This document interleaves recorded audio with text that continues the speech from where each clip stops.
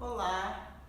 Toda vez que eu vou começar um treinamento, invariavelmente eu começo pela parte mais básica, que é a coluna, é aquecer a coluna. Por isso que eu estou aqui com o Yorick, que é a minha coluna de estimação, e eu vou falar um pouquinho hoje, primeiro sobre a anatomia da coluna, para poder vocês entenderem um pouco da onde eu parto quando eu vou aquecer a coluna, e depois demonstrando alguns exercícios, não só de aquecimento da coluna, mas também de encaixe. O meu cachorro, Misha, ele entra de vez em quando no quadro, então eu espero que isso não atrapalhe a gente, mas não tende a atrapalhar. Bom, primeira coisa, a nossa coluna, por que eu começo por ela? Primeiro porque ela é o eixo do nosso corpo e ela é o lugar da onde parte tudo, parte todos os movimentos e todas as terminações nervosas. Então a primeira coisa que eu faço quando eu vou começar o treinamento é centrar minha coluna, chegar na minha coluna, aquecer a minha coluna e encaixar a minha coluna antes de qualquer outro exercício. Então o que a gente percebe quando a gente olha para a coluna? E isso não vai ser surpresa para nenhum de vocês, tenho certeza, mas eu vou falar um pouquinho disso. Primeiro que a nossa coluna não tem nenhuma linha reta. Na verdade a gente não tem nenhuma linha reta no corpo inteiro. Nosso corpo é todo feito de sinuosidades e eu acho que isso é uma informação bastante relevante para a gente que é artista. E a nossa coluna, ela tem algumas curvas bastante específicas e bem óbvias. A gente tem aqui na lombar uma curva grande e também aqui na cervical. E na torácica tem uma curva ao contrário. Geralmente a gente ouve falar muito em lordose. Eu tenho lordose. Todo mundo tem lordose. Lordose é uma curvatura natural da lombar e cifose é uma curvatura natural aqui da nossa torácica. Então é claro que às vezes você tem uma patologia, você tem um desvio anormal da coluna, mas de maneira geral todos nós temos essas curvas e são bastante acentuadas. Olhando para a nossa coluna, vamos perceber mais ou menos qual é a estrutura dela e quais são as relações entre cada parte. Primeiro, a gente tem aqui em cima um osso chamado occipital. O occipital ele é um osso da cabeça. Ele fica bem aqui na parte posterior da cabeça, dá pra ver direitinho aqui no Yorick. Cada pessoa vai ter esse osso num tamanho muito particular, é muito difícil a gente perceber o tamanho dele, porque calcifica muito cedo. E logo abaixo do occipital a gente vai ter a coluna cervical, que são as 7 vértebras da cervical. O occipital ele é articulado com o atlas, que é a primeira vertebrinha aqui da cervical. Vai ser muito importante essa relação, daqui a pouquinho eu vou falar um pouquinho dela, da relação do occipital com a coluna. Temos 7 vértebras cervicais, mais conhecidas como pescoço, 12 torácicas, que é da onde saem nossas costelas, que também é uma coisa legal da gente lembrar, que a nossa costela, a nossa caixa torácica, aliás essa imagem é bem ruim de caixa, ela é também sinuosa, elas fazem assim. Não é uma estrutura fechada assim e também não é uma estrutura fixa, é uma estrutura móvel. E ela sai da nossa torácica. Logo abaixo a gente tem as 5 vértebras da lombar, que são bem grandes, aguentam bastante peso, que é exatamente onde está o nosso centro de gravidade, o centro do nosso corpo. Sacro e cóccix, aqui o nosso resto de rabinho. E agora sim, eu vou falar um pouquinho do porquê que o occipital é importante e a gente vai chamar ele de C0, cervical 0. Então, ele não é parte da cervical, ele não é parte da coluna, mas a gente vai fingir que ele é e chamar ele de C0. Por quê? O sacro, ele é um osso tanto da coluna quanto do quadril. Então, faz muito sentido a gente considerar o occipital como sendo da cabeça e da coluna. É uma forma da gente ligar essas 3 estruturas, faz sentido do ponto de vista do movimento mesmo, da biomecânica. Aqui embaixo do nosso quadril, a gente tem esses 2 ossos bastante grandes, que são os ilíacos, e a gente conhece algumas partes deles por outros nomes, e a gente às vezes acha que são outros ossos, não são, são partes do ilíaco. Então a gente tem a crista ilíaca, dos 2 lados aqui, a pubis, que é essa região, fica bem onde está o órgão genital, e os isquios, que a gente senta, são essas pontinhas aqui dos ilíacos. Uma outra observação que eu vou fazer agora olhando para a coluna é que a gente tem aqui uma articulação de bola, que é onde entra o fêmur. Tá? Eu vou falar agora também em pés paralelos, quebrar alguns desses mitos que a gente ouve por aí. Coluna reta, pé paralelo, vamos tentar quebrar um pouquinho esses mitos e entender como que funciona de fato aqui no nosso corpo. Então, ó, queria que vocês vissem aqui essa região aqui, que é onde encaixa o nosso ilíaco, a nossa perna encaixa aqui, tá? Então essa é a nossa coluna. Essa relação do sacro com o occipital é uma relação muito importante, ela é primordial, é uma relação que a gente carrega desde o útero. Quando a gente está na posição fetal dentro do útero da nossa mãe, a gente está nessa posição em que o nosso occipital e o nosso sacro se buscam. E a gente volta a tentar trazer esse encaixe quando a gente está trabalhando com a coluna dentro do aquecimento. Então, na verdade, primeira coisa, a coluna tem dois tipos de movimentação. Movimentação reta e movimentação cruzada. O sistema reto é quando a coluna se dobra sobre ela mesma, seja para frente, seja na lateral, ou seja para trás. Sistema reto. E o sistema cruzado é quando ela cria espirais e ela se torce, criando contradições. Então, sempre que eu entro para aquecer, eu trabalho as duas coisas. A primeira coisa que eu faço é centrar a minha coluna, trabalhar o sistema reto. Eu vou colocar um vídeo de como eu faço isso. Depois eu trabalho o sistema cruzado por um tempo, até eu sentir que eu estou aquecida. E depois eu vou trabalhar o encaixe do sacro e do occipital.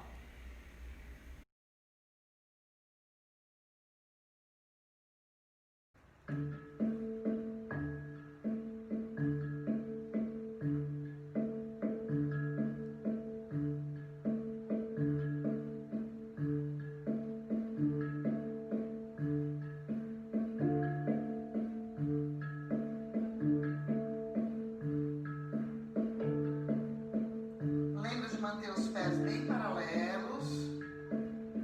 Vou fazer agora de lado.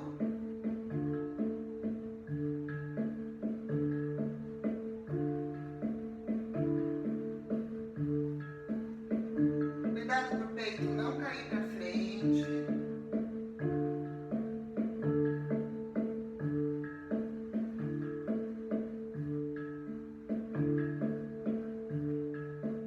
Mantenha o joelho bem tranquilo. Principalmente para trás, muito cuidado. Uma curva ampla, aberta. Vai no limite da lombar.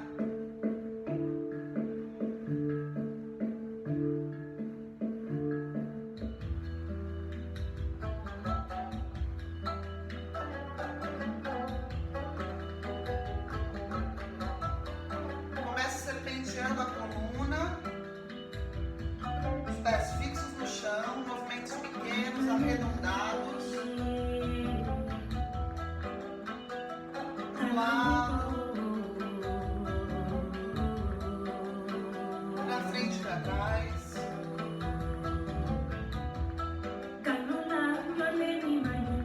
Movimentos cruzados. As vértebras, as articulações das vértebras. Não esquece do pescoço.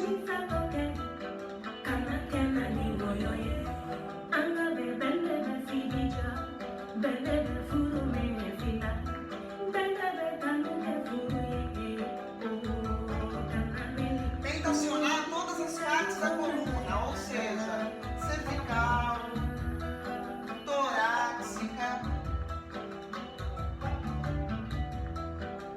sacro e lombar, só baixar.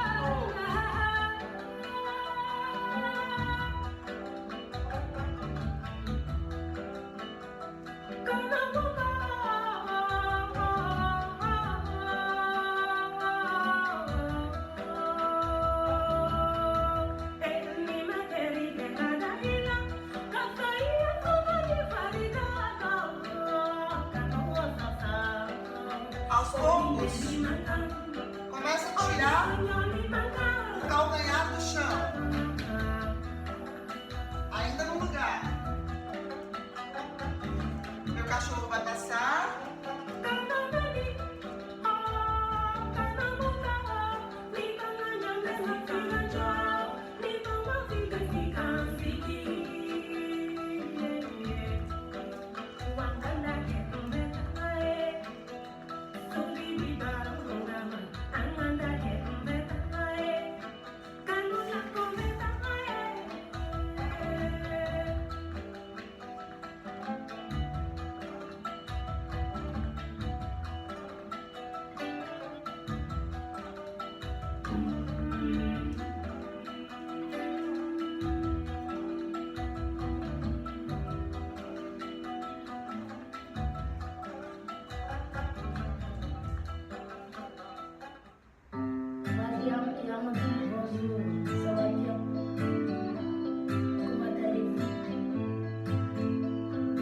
Quando a música muda, começa a explorar o espaço, a coluna que leva. Que é para aproveitar para aquecer a articulação do pé, das pernas e coloca o braço.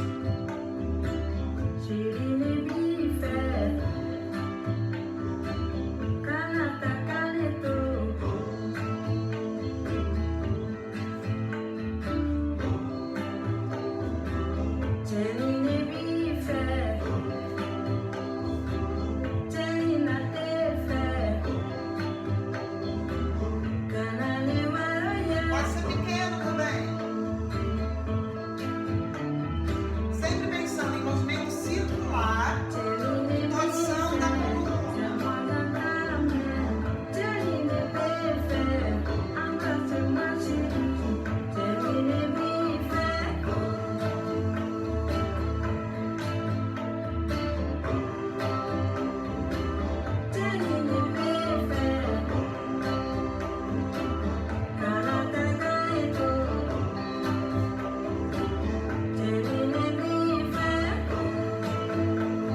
Antes de parar completamente, vai trazendo do centro.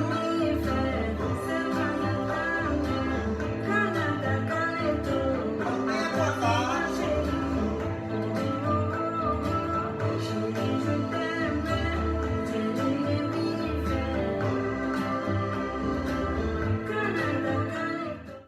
Por quanto tempo eu faço esse aquecimento? É muito relativo, depende muito do dia que eu tô tendo. Se eu tenho mais tempo, eu costumo deixar bastante tempo, ser bastante indulgente, porque é um aquecimento que também me dá muito prazer. Se eu tenho menos tempo, o que eu faço é, antes de começar a movimentar o meu corpo, eu literalmente esquento o meu corpo na fricção mesmo. Eu vou friccionar todo o meu corpo, minhas articulações, dar pequenas tapinhas para aflorar o sangue, para vir para a superfície da pele, para eu poder dar um start para o meu treinamento. Outra coisa que eu costumo fazer é escolher uma música que sugira movimentos arredondados, para facilitar, para eu já ser induzida a trabalhar movimentos arredondados com o meu corpo. Bom, aí é o seguinte, quando a gente fala em encaixe da coluna, a gente não está falando em deixar a coluna reta, a gente está falando em colocar o occipital e o sacro numa posição que alongue a coluna.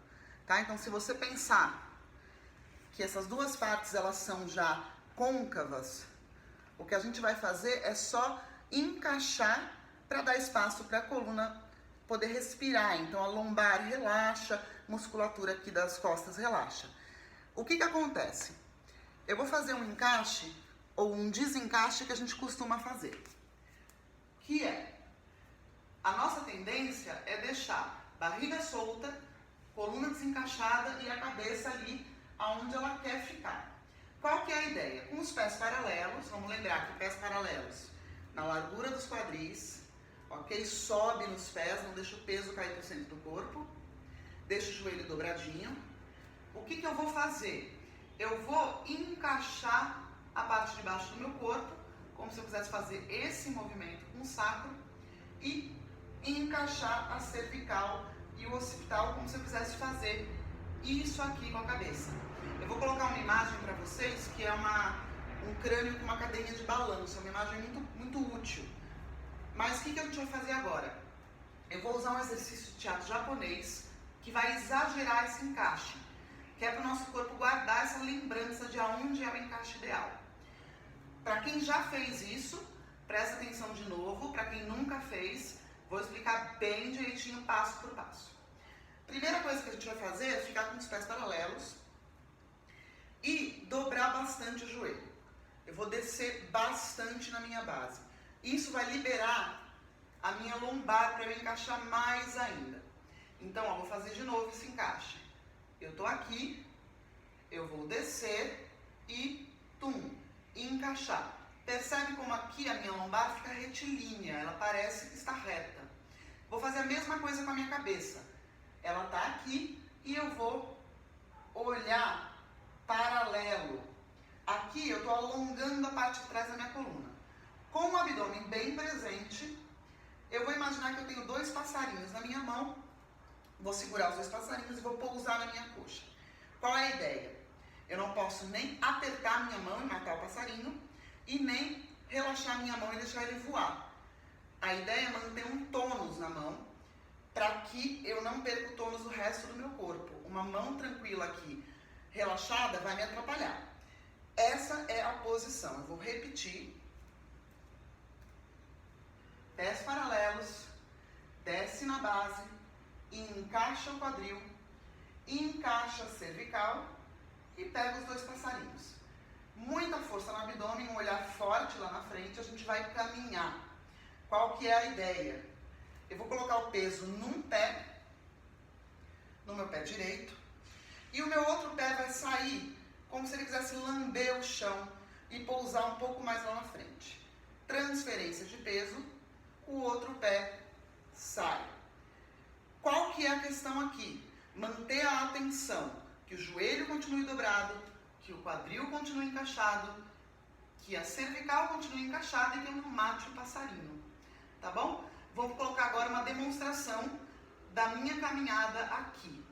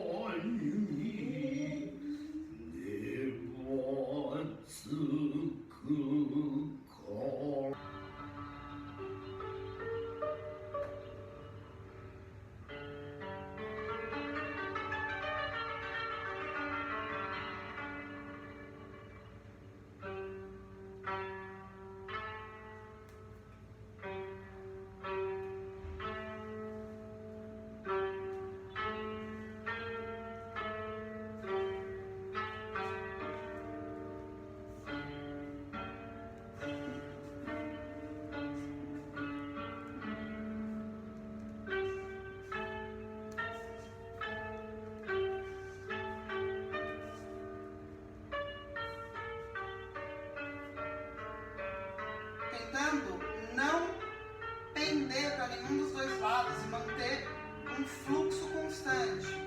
Não é passo, passo, passo, mas um deslizar pelo espaço.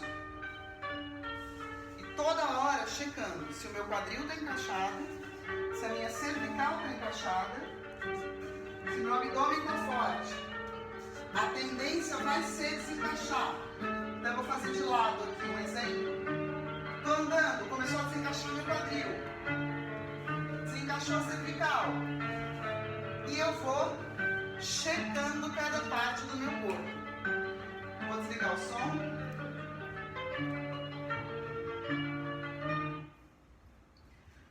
Qual que é o intuito disso?